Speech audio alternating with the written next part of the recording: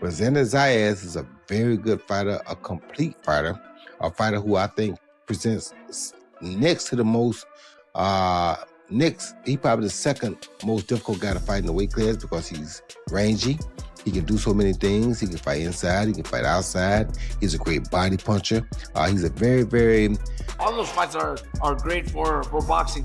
If Boots beats Xander and dominates the way people expect him to do, then he's solid. A number of well-known figures in boxing have expressed skepticism about Xander Zayas' prospects against Jaron Ennis, believing the rising fighter may be taking on the toughest test of his professional journey so far.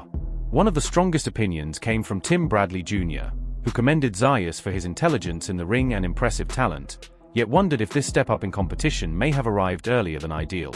Standpoint, and he is talented as well. Xander has a really boxing high IQ. He does, and you can tell not only in the ring, but you can tell outside, even when he does commentary. You know, he's an extremely smart kid, or young man, I should say. But at 23, 2 belts, and you want to face that guy? I'm like, man, what? If I'm managing, I'm like, man, come on, bro. Like, calm your down real quick. Like, you know what I'm saying? Like, I get it. Like, we can maybe beat him, but shit, we unsure. Like, I don't know. You know what I mean? Sean Porter turned the discussion toward Jaron Ennis, highlighting what he observed during their sparring encounters. Porter spoke highly of Ennis' smooth footwork, control, and effortless movement throughout the ring, saying his polished skill set and overall precision were qualities that instantly caught his attention. Amazing, bruh. You got great feet. Yeah, but I mean, I'm looking, my stuff was different. He like literally can like just kind of like dance and flow. It's really special to see his feet, the way he moves. But all that being said, I was able to get in the ring with Boots this past week, and we got some good rounds in. We got in 2 rounds. He went 10 total. We got into, and we both were kind of like lingering in the ring. I think he was thinking about going one more. Maybe I felt it. I was like, you want to go one more? He was like, it's on you. I was like, no, it's on you, you know? So we actually ended up doing 3 rounds. Providing another perspective, Chris Algieri warned against underestimating Xander Zayas' technical abilities. He feels that Zayas' mobility, ring movement, and strong boxing fundamentals could present stylistic problems capable of troubling Ennis over the course of the contest. I think it's a smart move. I really do. Because not only is this a huge opportunity in a huge fight, he can win. That's the craziest thing. I'm talking to people and they're like, I think Boots is too confident. I think Boots thinks he's gonna walk over this kid. I'm like, stylistically, it's a really tough fight for Boots. I've never seen Boots really close the distance on a guy who can move and is gonna punch. Because if he sits there and fights the way that he did against Karen Chukatsian in the first fight, he loses.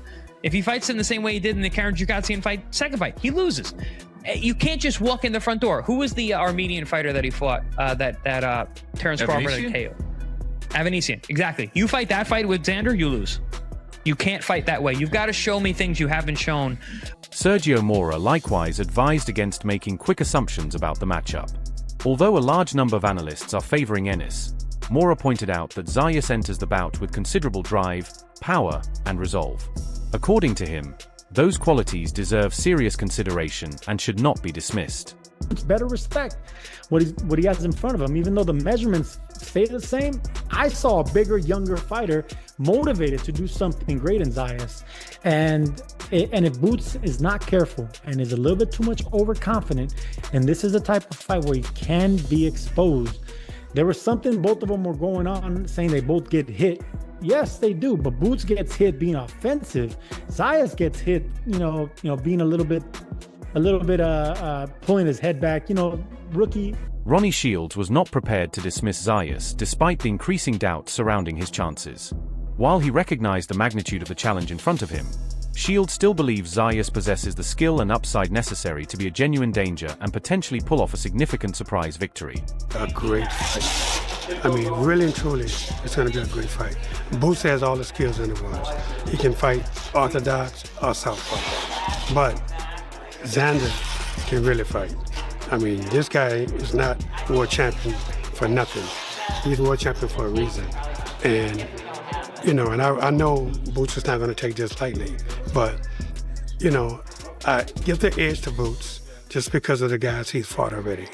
But you can't close your eyes on Xander because this kid can really go.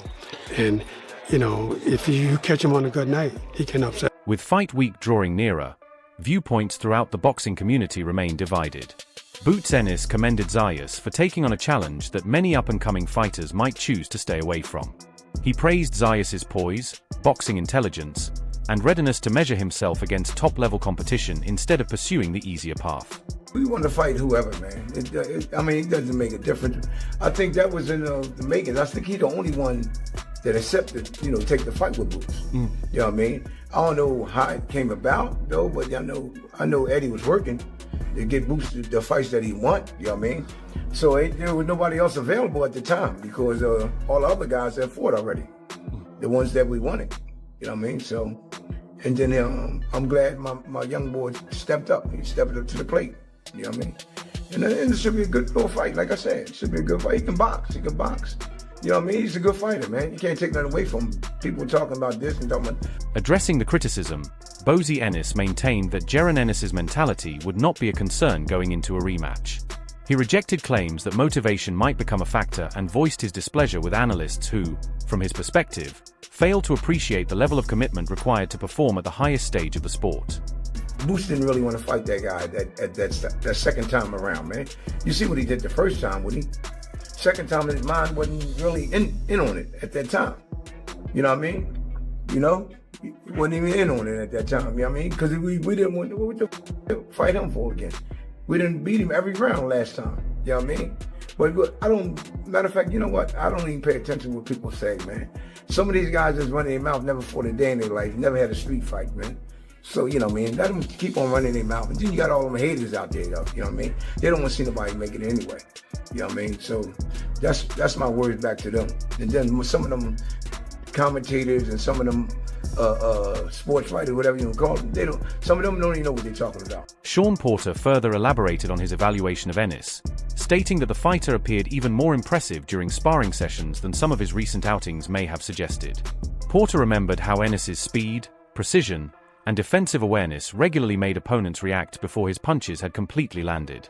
Moving his feet, it was marvelous, honestly, to see this dude defensively move the way that he does things. When you look at him in the fight, I think, especially as of late, he's gotten complacent. I know for a fact that there were things that just holding him back from being his best version of himself. You don't want to fight the same guy twice. You know what I mean? Like, there's things that just held him back and held him away from being as good as we know he can be. I saw it on fighting, I saw it in sparring. This dude punched me with a right hand. The joint came so fast, I didn't even see it, right? And it hit me on the forehead. And I got my headgear on. And it jarred my... Tim Bradley highlighted that Jaron Ennis is now carrying considerable pressure on his shoulders. In Bradley's view, Ennis has to demonstrate that the hype and expectations around him are fully deserved.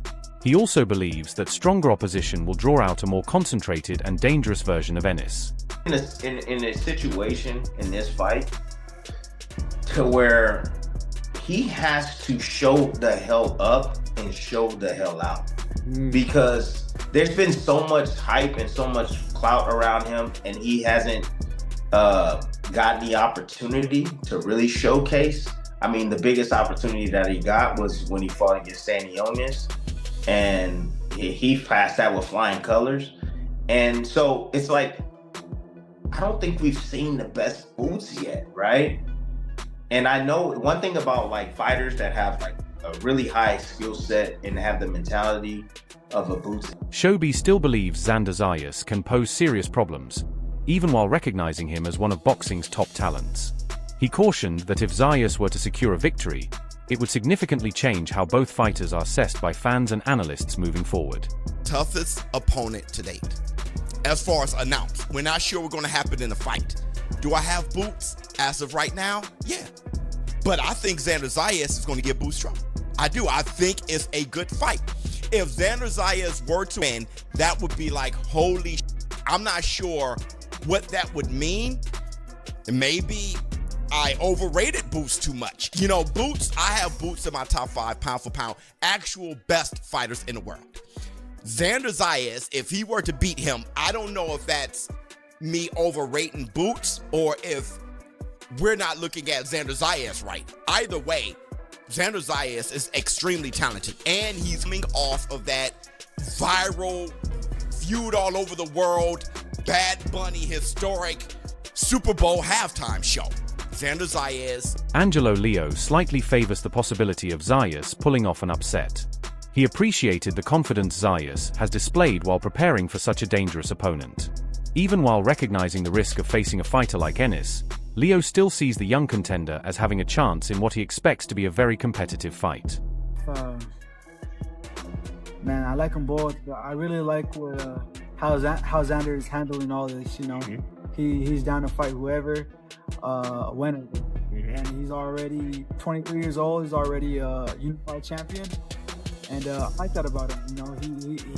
He's not afraid to, you know, get his feet wet in this division. So, but Boots, you know, Boots is a tremendous fighter, very skilled as well. I'm gonna go with. It's a tough one. I'm gonna go with. Looking at the technical side of the matchup, Leo feels Zayas' movement and positioning in the ring could replicate some of the problems Ennis has faced in earlier fights. He also pointed out that Zayas carries enough power to take advantage whenever opportunities present themselves. Zayas, he will be an underdog. What do you see? I see he's got pretty good footwork. He's got pretty good footwork, and I think that could offset Boots' style. You know, according to how he's dealt with movers in the past, like Chukazhan, Karen, yeah, exactly. Fighters like him, I think Boots is Zayas, he's got that and a little bit more than Karen. People, I think, too, are questioning, though. It's a question I have. Is, okay, exploit holes that Chukazhan showed, but do you have enough power to make it count, to make those moments where you connect and you have success? Do you think he has